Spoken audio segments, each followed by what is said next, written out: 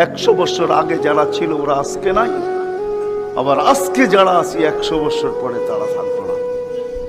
এটাই চির সত্য। এই জন্যই আমাদের নবীজি বয়সকে নিয়ে আলোচনা করছেন, এত দরদ দিয়ে উম্মতকে বুঝাইছেন, উম্মত বয়স কিন্তু ছোট, উম্মত বয়স কিন্তু ছোট। সত্য এটাই, যুবকদের বৃদ্ধ পর্যন্ত পৌঁছবে এটার কোনো গ্যারান্টি নাই। এই জন্যই ফেরেশতারা আল্লাহকে প্রশ্ন করছিলেন, আল্লাহ এত কেন সংখ্যা বানাইলেন, দুনিয়াতে জাগা তো নিবে না? আল্লাহ বলছে, জাআলতু লাহুমুল মাউতা, আসার সিরিয়াল রাখছি, যাওয়ার কোনো সিরিয়াল রাখি নাই। আসবে আর যাবে, জাগার অভাব হবে না।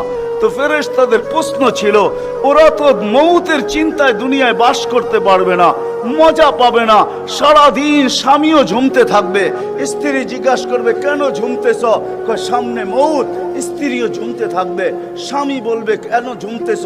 বলবে সামনে মৌত। সন্তানও ঝুমতে থাকবে।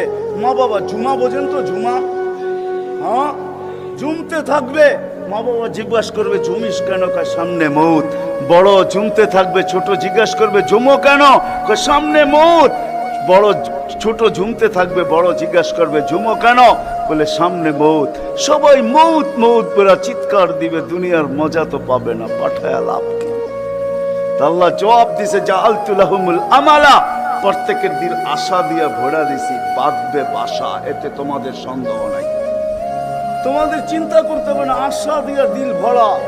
যদিও যুবক, তুমি যৌবনের আশা নিয়ে বেঁচে আসো যে আমি বৃদ্ধ পর্যন্ত পৌঁছবো, না না না না না না, বেশি দূর যেতে হবে না। মাদায়ার রাস্তা যাও, ঢাকা থেকে চিটাগাং পর্যন্ত, জিজ্ঞাসা করো এই রাস্তাকে যে এই পর্যন্ত তুমি কতজন যুবকের জান নিছ।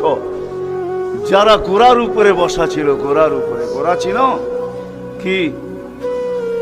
ঘোড়া চিনেন? আগের জোড়ায় ঘাস খাইতো, এখনকার ঘোড়ায় পেট্রোল খায়, পেট্রোল। এটা ঘোড়াই, এটা ডিজিটাল ঘোড়া, আর ওটা অ্যানালগ ঘোড়া ছিল। ওটা গোস্ত মাংসের বানানো ঘোড়া, আর এটা লোহা লক্করের বানানো ঘোড়া। জিজ্ঞাসা করো রাস্তাকে এই পর্যন্ত কত যুবককে তুমি ঘোড়ায় বসা অবস্থায় নিছো। সে কিন্তু ঘোড়াই বসা ছিল, ঠিক না? কি অ্যাক্সিডেন্ট হয় না? হয় না? হ্যাঁ, রাস্তাকে জিজ্ঞাসা করো আর কতদিন নিবা, আর কতগুলা নিবা?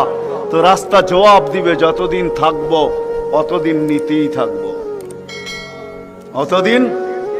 অতদিন নিতেই থাকবো। বিদা আসার সিরিয়াল আছে, যাওয়ার কোনো সিরিয়াল নাই। এই জন্যই নবীজি বড় দয়া দিয়ে আমাদেরকে বুঝাইছেন, চোখে পানি নিয়ে উম্মতকে বুঝাইছেন। হায় হায় হায়, মনে উঠলো, এই জন্য বলতেছি জিবরিল